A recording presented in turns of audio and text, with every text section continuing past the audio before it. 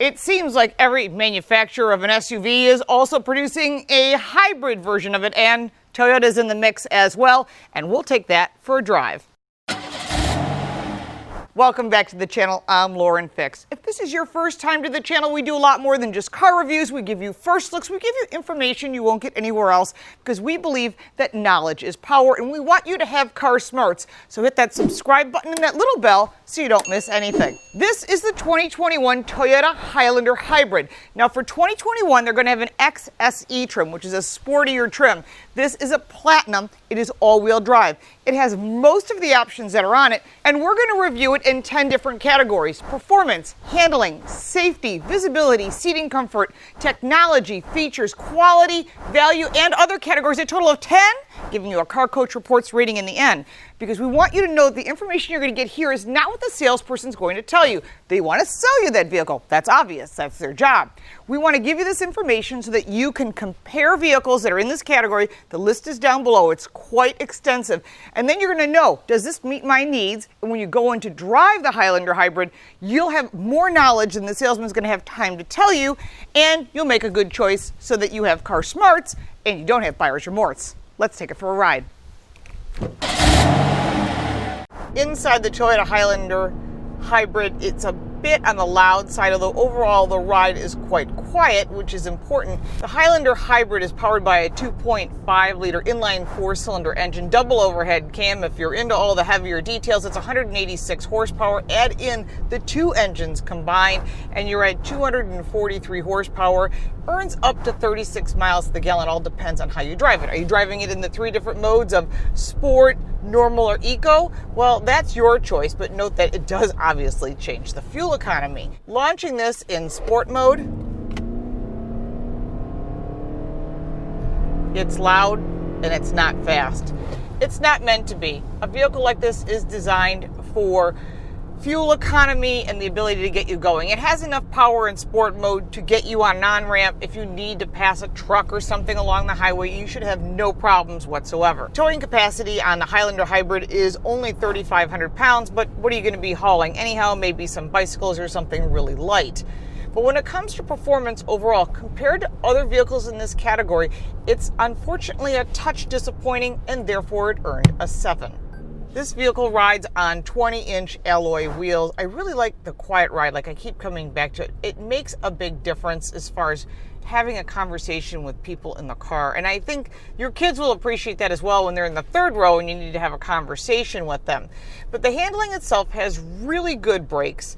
It's very connected to the roadway, so you won't be disappointed in the handling itself. However, there is a trail mode if you wish to go off-roading. I don't know if you're going to go off-roading with this vehicle. Maybe to a campsite on some light gravel, but I don't see you doing some heavy rock crawling in a vehicle like this. But most people that buy these things aren't going to do that anyhow. When it comes to handling, it earns an 8. When it comes to safety in the Highlander, it does earn a NHTSA 5-star crash test rating, which is very important because you are transporting your family. Some of the standard safety features that come with the 2.5 Plus system is pedestrian cross-traffic alert, especially in low light, which is important in that morning time when the kids are going to school or later in the evening. This will be able to tell you if someone's in the crosswalk, and it will stop to save you from an accident. Standard is also lane tracing and lane departure warning. This will help you get used to the vehicle guiding you to stay within the roadway in case you're not paying attention while you're driving. I was disappointed that blind spot monitoring and cross-traffic alert were an option on higher trim levels. And because of that, this car is excellent for safety. Toyota is known for safety. I had to give it a 9. When it comes to visibility, there was a really nice size windshield in the front. The sills are low. You can rest your arm here. But beyond that, the sills are low so people in the second and the third row can actually see out. Looking through my rearview mirror, I have pretty good visibility. But when you flip this switch and you go to the full HD camera out the back of the rearview mirror, we're seeing this in a lot of brands, it certainly improves the visibility, especially if you're trying to park in a tight spot. And I really think that is a major plus for visibility for all drivers. You have to get comfortable with this. When you're looking at visibility in this category, they've done a really good job, and it earns an 8. Seating is the most important feature. It's not just the performance and the handling and the safety, but it's where you sit in this car. If you're driving this car, you better be comfortable. And when it comes to the driver's seat, you've got 3-stage heated, 3-stage cooling, and of course heated steering wheel, which is more of a feature. You've got your 2-way lumbar. That's just in and out. Power seats, great. Memory seats for 2 people. But go to the passenger side, it is power, but there's no lumbar whatsoever. I'm kind of surprised. It is 3-stage heated and 3-stage cooled, and they are pretty comfortable, a little bit flat on the bottom cushion. But let's take a look in the second and third rows. In the second row, you have adjustable backs, which is really great when you're putting child safety seats here. You've got some nice armrests that are good size. There's storage behind each of the seats. Behind the center console, you have heated seats. That is really nice. Plus, you've got your own climate control back here. There are vents up above as well. 2 more 2.1 charging ports and a 12-volt outlet. And in the center between these 2 captain's chairs, remember, you can have 7 or 8 people in this car, depending upon how you configure it. You've got 2 cup holders and a little tray. I don't know if I'd want to put much in this tray because it's kind of low on the sides. Something could fall off, but it'd be fine for a phone or something like that. I set the passenger seat for me. I'm 5'8", so there's pretty good knee room, head and shoulder room. This is really comfortable for 2 people in the second row. If you were to order the bench seat in the center, I think you'd still find that you have plenty of room. There's storage in the doors. You have a window lift and a door lock. Pretty easy, pretty basic. Let's take a look at the third row. The third row is really tight. And with many of the vehicles that are competitors in this category, there is certainly more room in the third row. This is great for golf clubs, a dog, or a very small child. Honestly, I'm all legs and I'm cramped in here. I don't know how I'm going to get out of here. When you're looking at seating overall, the second row is great. The first row is missing lumbar on the passenger side, and the third row is really uncomfortable. And remember, to put the seats down, you have to have these headrests down or the seats won't fold down. And when it comes to seating overall, it earns a 6. When you're looking at the technology, one of the biggest things that Toyota did, huge improvement, was this gigantic 12.3-inch screen. I think they did a fabulous job. The fact is you can put a lot of information in this area. Starting with your audio system, of course, you can adjust all this. You can also have your phone connected, your navigation, and your climate control. There's some arrows here. If you press this, you can switch from side to side. You can also get your heated seats, your air-cooled seats, fabulous. You can put audio here if you wish. You can also see how fuel efficient you are at this point. And there's history, trip information, and your energy overall. That's kind of cool because you can see the engine and how it's helping recharge the battery. There's additional information here whether you're normal or in all-wheel drive. Now, this allows you to make it a full screen so you have all the information available that you would need. You can go back to that home and again, switch it so that the climate is on this side because maybe you don't want it there. Again, it allows you to be more customizable. You've got your music. You can set that up however you want. There's different sources, including Apple CarPlay, Android Auto, and Amazon Alexa. So it really gives you a lot. It has Grace Note, HD Radio, Sirius XM, and this is all through the JBL audio system.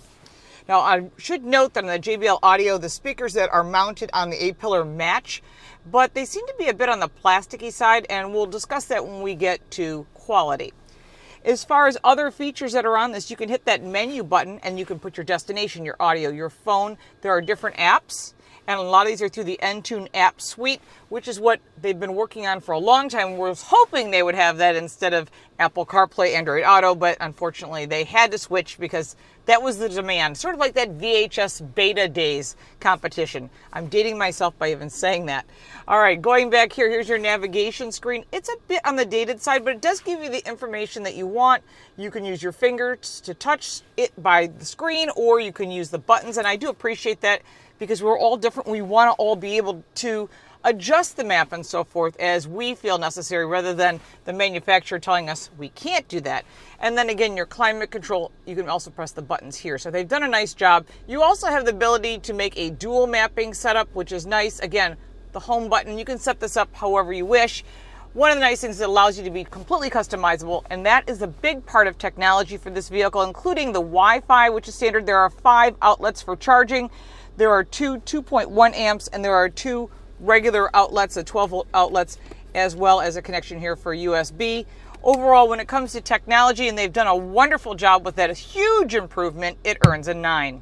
When it comes to features, there are 4 trim levels available on this Highlander, an LE, an XLE, a limited, and a platinum, and there's an XSE coming that's the sportier version, there are 8 colors available as well. Looking at the steering wheel, it's got your pretty basic controls, which is nice.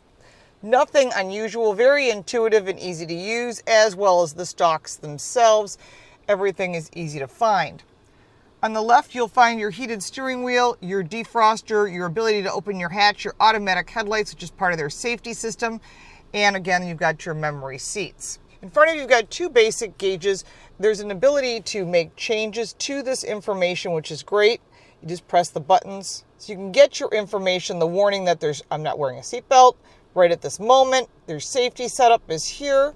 Again, you can check all of your energy. Same thing you can find in that center screen, the information that you're looking for, and that includes showing you the safety systems and that they're working, and your fuel efficiency. They've done a nice job trying to make it pretty easy and intuitive for to use. We talked about that center screen and technology. Below that is the climate control that has 3-stage heated seats, 3-stage air-cooled seats, so it's pretty easy to use, very intuitive. I like that. That doesn't make it very difficult. And then you've got your vents, of course. I do like the fact that they made a blue button here because it's a hybrid. I want you to know you're driving a hybrid at all times. There's blue gauges, a lot of blue. And then there's this nice storage here, nice feature, tons of storage. There's storage over here and there's storage in the doors. Plenty of storage in this vehicle. No one can say it's shy on storage. There's additional storage here. You've got your outlets, your 2 cup holders. Then you have got your drive mode, sport, normal, and eco mode. And there's also an all EV mode. Note that that's only going to be when you're driving at slow speeds and for a short period of time. And then there's also the trail mode. So if you really want to go off-road, and we discussed that a little bit deeper in handling. The center console has this little cover, and this is your wireless charging. And below that is more storage with a tray. However, there is no additional charging ports inside, but it's a good size, and you could probably put a laptop in there or that's smaller or an iPad for sure. Beyond the comfortable and easy access of the second and third row, there is a gigantic panoramic sunroof and all the controls to operate that. And when it comes to features, there's quite a few of them. And one of the ones I like best is the rear view camera. When you flip the switch, it turns into an actual camera from the rear view mirror. And that is really nice for safety as well. And for features, we gave it an 8.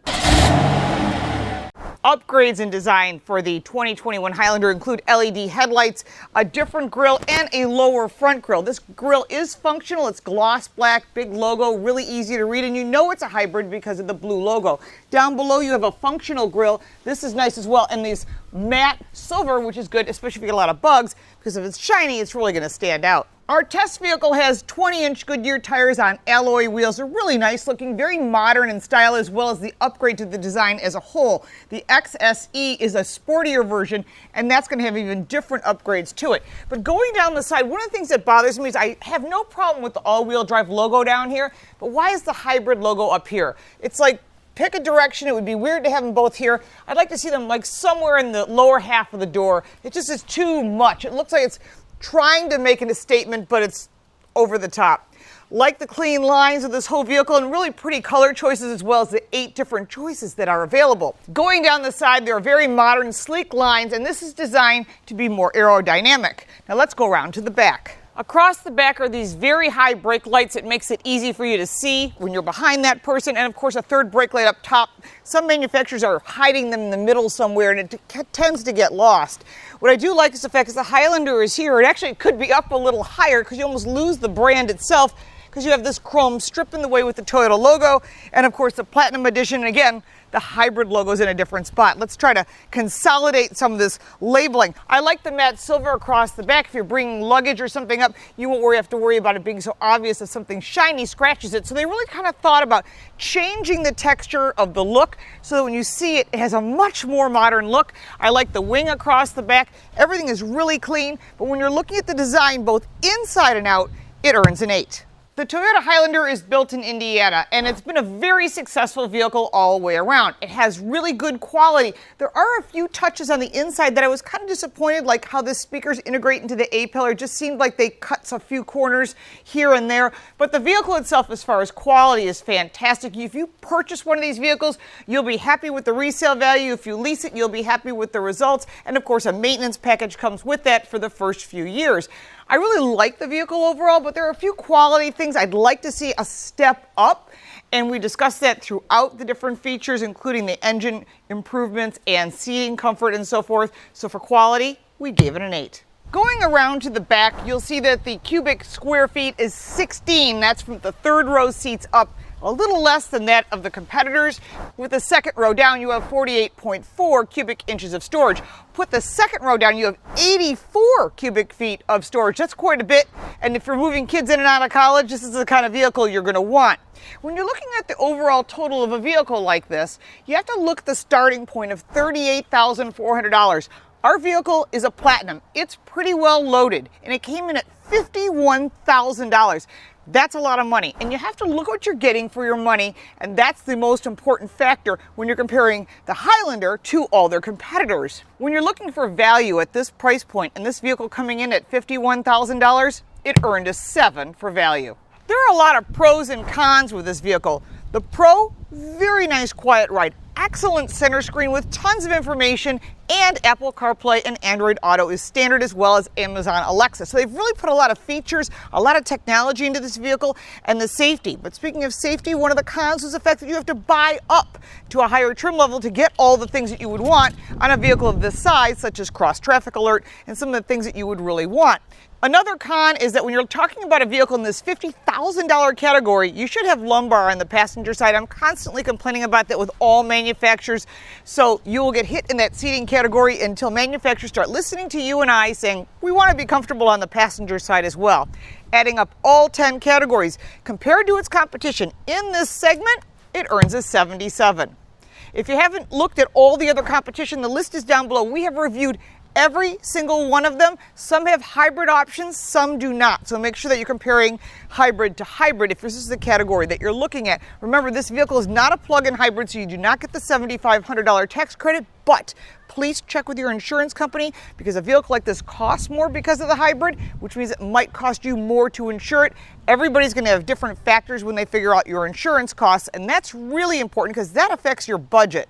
There are more great tips on our website, Car Coach Reports. That's in English and in Spanish. Also a copy of my book, Lauren Fix's Guide to Loving Your Car. You can get that through there as well. If you got value from this video, make sure to give it a like and a share. Put your comments down below. We want to hear, did you love the Highlander Hybrid? Is this something that is absolutely going to be in your garage? Or are you thinking, you know what, I'm looking at some of the competition. If you bought one, why did you? And if you didn't, we want to know why as well. What did you buy? Let's start that conversation so we can all learn from each other, because that's what this is all about. We try to give you car smarts, and we can all share in the conversation. We appreciate your follow on all forms of social media and your support on our Patreon page, and we'll look forward to seeing you next time. Thank you so much.